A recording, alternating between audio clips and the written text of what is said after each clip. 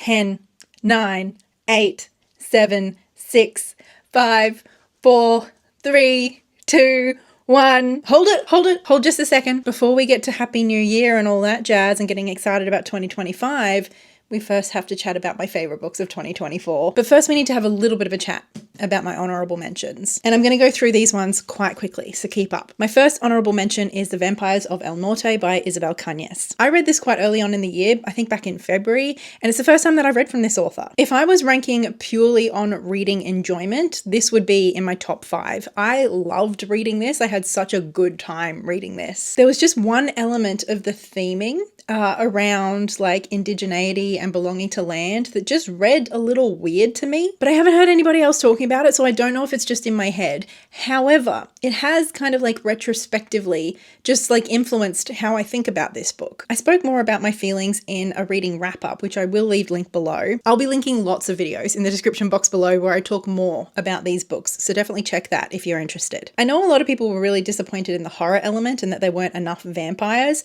For me, the kind of gothic, historical romance, like the mix of all of that worked really well. So even though I'm left with kind of conflicted thoughts about this book almost a year on, I can't deny that I had a great time reading it back in February. Another book I read right at the beginning of the year was Minor Detail by Adania Shibli. This book is told in 2 parts and we're primarily following 2 different Palestinian women at 2 different points in time. Perfectly and so powerfully captures like the everyday violence of colonization and apartheid. Haunting is the best word I can think of to describe the reading experience of this book. Next up, we actually have another Palestinian book. This is an Australian Palestinian book and it is tiny. Again, also told in 2 parts. We first get the first half of this story, which is kind of like a fictionalized, very character-centered story about a girl who was about 5 years old when the Nakba started. And then we jump forward to 2023, when she's in her 80s, living in Sydney and attending the weekly rallies that have sprung up since October 2023. And after that very powerful but accessible and readable short story,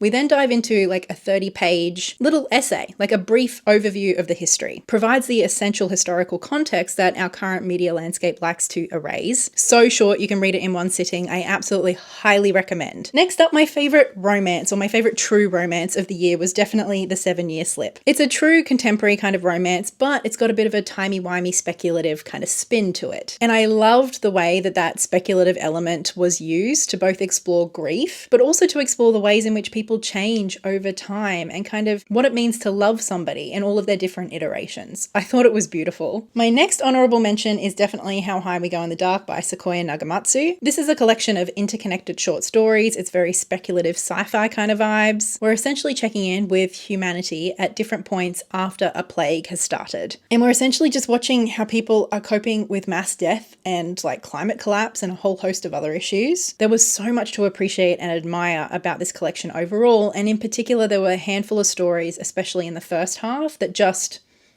blew me away and are the kind of stories that I will be thinking about at least like once a week for the rest of my life. Next, we have my favorite like true short story anthology kind of collection of the year, which is absolutely Time Travelers, edited by Sonia Sulaiman. The level of quality in this collection, like the bar was just so high. I think I would say that I loved at least half of the stories and I liked the rest of them. There was not a single one in here that I didn't appreciate. And again, there's a couple of stories that I just keep thinking about. In particular, there's one about a grandmother who's passed away and her grandchildren kind of inheriting her memories. Incredible stuff. Now for my very final honorable mention, it's Wicked. I read this for the first time this year. I still haven't seen the movie. What is wrong with me? Anyway, this is on here for a similar reason Babel was on my honorable mentions list last year, in that I just loved the experience of reading it and I love the experience of thinking about it and kind of like interacting with it because it's so thematically rich. Even though I don't necessarily feel like Gregory Maguire kind of like landed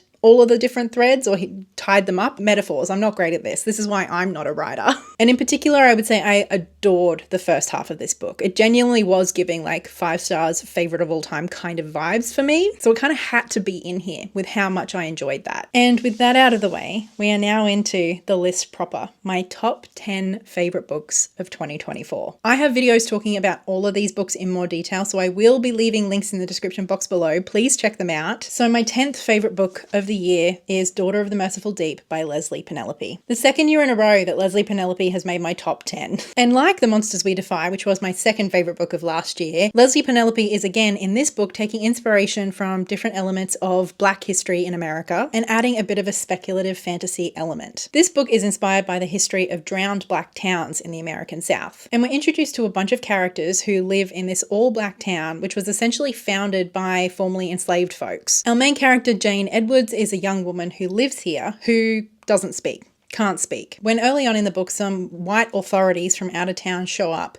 and essentially tell everybody in this community that they need to up and leave because a dam is being built and soon this entire community is going to be underwater. And it's basically a story about these folks fighting for their freedom, for their community, for each other, and it's so readable, it's so wonderful. I think aside from the concept of drawing from Black history to create these incredible stories, one of my favourite things about Leslye Penelope's writing is the way that she does character. An individual character, yes, like I fell in love with Jane almost instantly, but more than that, the way that she creates a sense of community and she introduces you to different people to really build out a robust sense of community. The speculative element on top of all of that is it's so beautiful. At least for me, it wasn't quite the masterpiece that The Monsters We Defy was, but I mean, it's still a top 10 read of the year. I loved it. My next book is honestly kind of a terrible opinion. I'm not going to lie. My number 9 favourite book of the year was A Magical Girl Retires.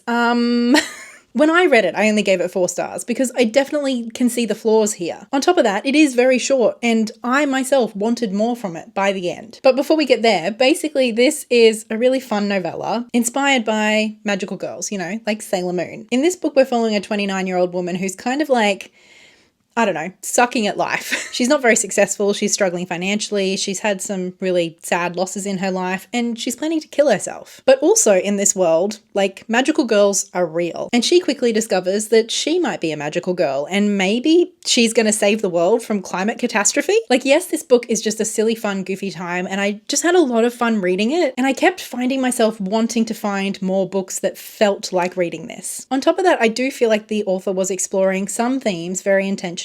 One loosely around climate change, but I think the one that felt more poignant, I suppose, and more rooted in the story, deeply rooted in the story, is misogyny and our sexist world and violence against girls and women. Because throughout the book, we discover that the way that magical girls kind of come into their power is through a traumatic event. And they're known as magical girls in this world because, for the most part, people who end up being magical are girls. So I don't know what else to say except that I just really enjoyed reading this and yeah, I have found myself wanting more and more books like this ever since I finished reading it. It was a little bit goofy, a little bit fun, but it still had enough meat on it to keep me interested. I just really liked it a lot and I would not be mad if I read more books like this in 2025. Next up, we have my first non-fiction pick of 2024. This is We Could Have Been Friends, My Father and I by Raja Shehadeh. Now, this is my least favourite Raja Shehadeh book I've ever read, and it's still in my top 10 of the year. I really, really love the way that Raja Shehadeh writes nonfiction. I always feel like I come away having learnt so much about Palestine and the history of Palestine and small details and intricate moments, but equally I never feel like I'm lost in the data of it all. I guess I just really love and appreciate the way that he balances really clear, direct language, but he always has this emotional touchstone, this overarching theme or conceit to his books that really bring them together. And for this one in particular, he is reflecting on the life of his father, somebody who he retrospectively realizes he had an awful lot in common with, but who he never really got along with while his father was alive. Again, the way that Raja Shehadeh manages to basically give you a history lesson while centering it and grounding it in a very personal experience, I just think is masterful writing and storytelling. And that's why he's one of my favorites. Even when it's not my favorite book of his, it's still one of my favorite books, Okay, now back to the fun, silly, goofy times. We have Nothing to See Here by Kevin Wilson. This was a very recent read for me and I loved it. This is essentially just a general fiction kind of story about some kids and about the woman who is hired to look after them. Except, of course, we've got a little bit of a spin, haven't we? These kids aren't your average kids. These kids spontaneously combust. They literally catch on fire, which obviously is just quite an absurd, funny kind of premise. And it is. This book is literally laugh out loud funny. But I think what makes this book quite special is that I do feel like there's quite a lot of heart here too. It does read a little bit like a found family, or more like a finding family and finding yourself within that. It's also just about acceptance and how we all, but especially children, need to be loved and accepted as we are. We also explore a little bit around gender roles, sexuality, politics, class, but primarily for me, this read more as an allegory for disability or difference and acceptance. And I loved it. Next up, we have the fourth book in the Singing Hill cycle, Mammoths at the Gates by Nevo. I did also read Into the Riverlands this year, which was the third book, which I liked a lot, but it's probably my least favourite of the series that I've read so far. Meanwhile, this fourth installment is absolutely my favourite so far. Obviously, it's the fourth book in a rather episodic series, but I don't want to tell you too much to give too much away. But basically in this one, we're following Cleric Chi, who is the character we've been following throughout the series, as they return home to the Singing Hills Abbey for the first time in several years. And it's basically just this beautiful character-centered meditation on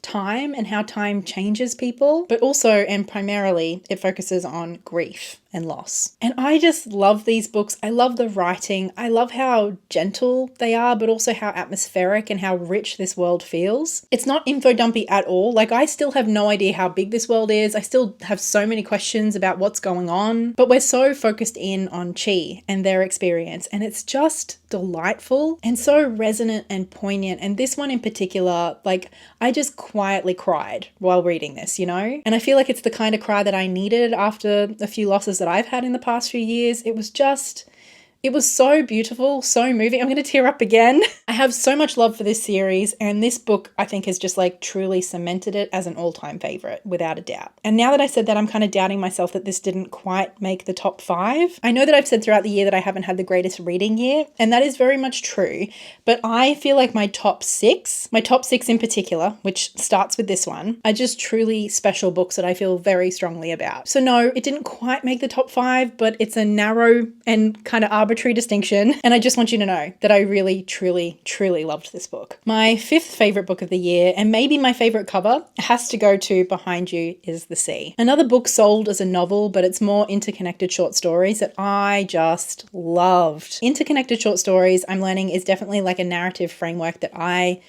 tend to really like, and at least for me, no book did it better in 2024 than this one. Throughout the book, in each short story, we follow a different character from this Palestinian American community in Baltimore. I think it's essentially 3 or 4 different Palestinian families, and they're all from very different backgrounds and different walks of life, despite all being from Palestine originally. We're talking different religions, completely different class and socioeconomic situations, and we meet each one of these characters at pivotal points in their life, so often when they're at their worst. Now, I spoke quite a lot about this in a recent vlog, which again will be linked down below for you, but I do know that a lot of people have really struggled with this book or take issue with some of the stuff that's confronted in this book. And I totally understand why, because I found this very uncomfortable to read at points too. I think the reason that I loved this so much is because, at least from my reading, the author is very directly and intentionally confronting stereotypes in this book. And especially in the first few short stories, it kind of leans into some of those stereotypes, which is, again, hugely uncomfortable to read. But, and this is a big but, because we get such a broad range of perspectives, I think this book does a great job of highlighting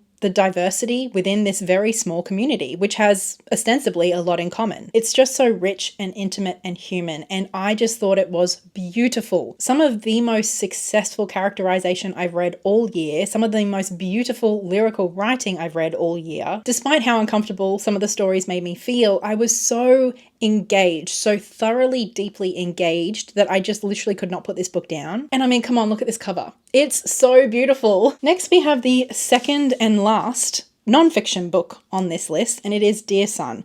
This is an anthology, a collection, edited and collated by Thomas Mayer, featuring a whole bunch of different Aboriginal and Torres Strait Islander men exploring their own thoughts and feelings around fatherhood. And each entry is framed as a letter, usually from the writer to their son, whether real or imagined, but also sometimes addressing their own fathers too. This to me felt like one of the most tender, love-filled projects of a book that I've ever read that, yes, is very personal and intimate at its core, but also I think quite grand in that this is essentially capturing a whole group of men actively working through decolonizing masculinity. It is a beautifully produced book, and I love how we have a bunch of entries from like famous Indigenous men, but also a bunch of men I've never heard about before. Like the scope in terms of the different experiences that are explored in here, just so beautiful. And yes, it's heartbreaking too. These men are talking explicitly about colonization and racism and how these things have affected their relationships to their own fathers or their sense of self as a father, or has very literally impacted their relationships, you know, through policies such as the Stolen Generations. It's one of those books that I wish I could make everybody read, but especially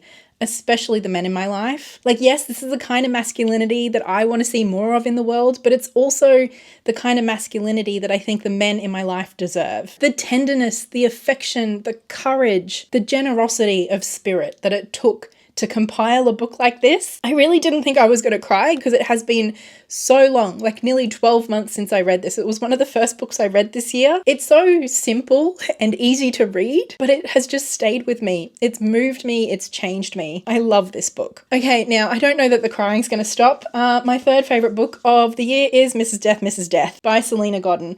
Now, this is a book I didn't really know if it was going to make my favorites list when I first finished it like a month ago, but I decided to give it a reread because one, I wanted to reread it, but two, I just kind of felt in my bones that this was going to be a book that grew. It was going to be a grower. And oh my God, I was not wrong. Basically, in this book, we're following two main characters. One is Wolf, who in present day is a young person living in poverty, striving to be a writer, but also struggling with mental illness. And we see quite early on that in their past, they have an awful lot of trauma.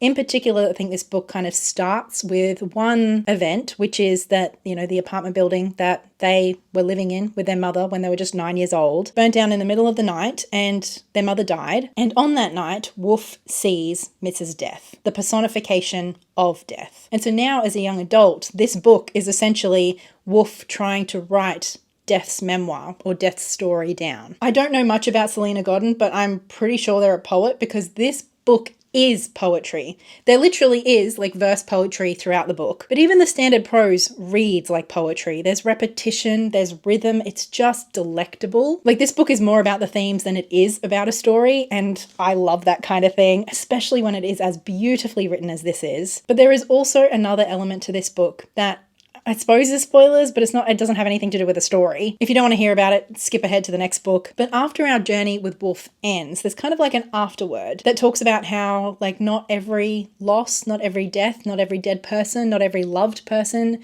could be covered by this book. So the book has left 6 pages blank for us to write in the people we have lost. I told you the crying wasn't over. And the first time I read it, I didn't annotate this book. And so I didn't have a pen on me when I finished it. And so I didn't write in my lost loved ones. But the second time I was annotating. And so I had a pen. And so I decided to. I wrote in the people I have lost. Writing those people down in a book like this, it just, there was something magical, religious about that. And I know that when I need to fill out those pages again, I will reread this book and this book will be here for me.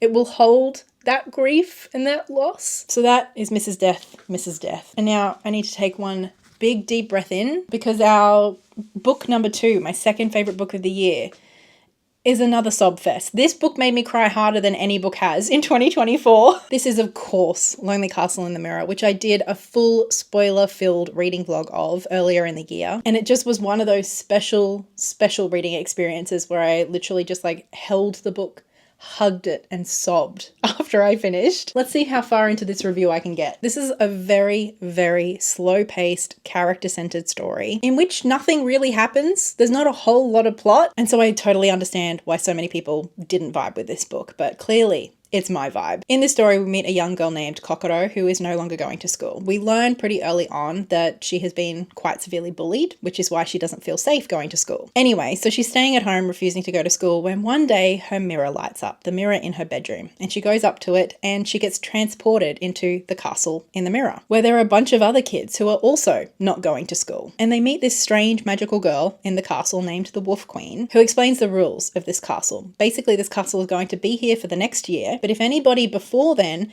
manages to find a magical key, they will get a wish. But if one of them makes a wish, the castle will disappear and they will all forget it ever existed. And so basically over the course of this novel, we just kind of watch these kids as they meet each other in the castle in the mirror and get to know each other. And we learn very, very slowly what is happening for each of these kids at home or at school. It was one of those slow builds to an absolute emotional crescendo that, at least for me, felt so satisfying and so earned. And how all of those threads came together just felt so intricate and intentional. And I just love me a slow book where we learn things over time, where things just unfurl. Like, there's really not much info dumping in here. Instead, we're just spending time with these characters. We're falling in love with these characters. We're getting to know them. And by the end, you just have so much empathy and compassion for these kids. And I think in a weird way, by extension, you have compassion and empathy for your younger self. And this book is just such a whimsical, beautiful reminder of our interconnectedness and how, whether we want to or not, whether we mean to or not, we all impact one another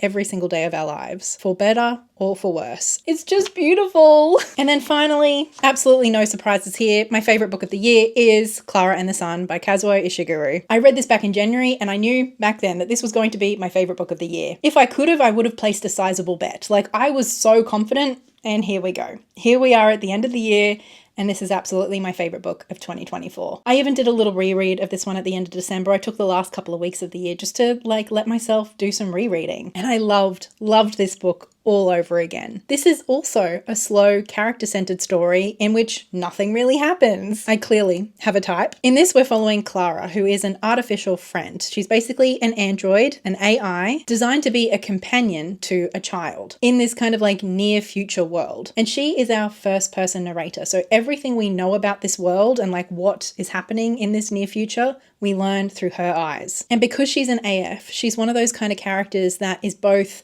so incredibly intelligent and yet so childlike and naive, and her knowledge set is quite limited. And so there's things that she doesn't know about this world. There's gaps that she fills in for herself. There's a lot of meaning making and almost myth making that she does to make sense of the world around her. And basically this is a story about the future of AI, in which AI and androids do exactly as we program them to. Like, it's not some horror dystopia where like AI turns around and decides to kill off humanity or whatever. Instead, Klara and the other AFs are doing exactly what they were designed for. And Kazuo Ishiguro is a master at not info dumping, at letting you discover the world that he has created. You just get little glimpses. Even by the end, you don't know the extent of everything. You just get glimpses. And so in some ways, this future almost seems like it could be utopia. In other ways, it feels so sinister and so dark, and yet everything is just gentle. Klara is observing everything just as is, because she doesn't know any different, and she's just here to be a good companion to Josie. I just truly loved the way that the author played with perspective in this book, and the way that he drip fed us information was just so intentional and masterfully done. It's subtle, it's profound, it's wistful. I cannot express to you how much I love this feeling in a book. I love nothing more in a book than just being along for a ride, an introspective, thoughtful ride, knowing that the author is inviting me to ask questions of myself and this story and this potential future as much as they are telling me a story. I just love what the author was able to do to me, the reader, through the incredibly small, intimate perspective we got with Klara. Oh, I could talk about Klara and the Sun all day, but there we have it, my friends. They are my favorite books of 2024. Please let me know in the comments below what your favorite books of 2024 were. Of course, a big thank you to my patrons over on Patreon, and especially big thank you to Livia, Lynette Brown, and Marie. Now, this is the part where I tell you I actually have more favorite books than this. I also, as a children's bookseller, have read a lot of young adult, middle grade graphic novels, and plenty of those are also some of my favorites. So I will be doing a separate list for my favorite children's books. So make sure you're subscribed if you're interested. I will see you very soon. Until then, happy reading and happy new year. Bye.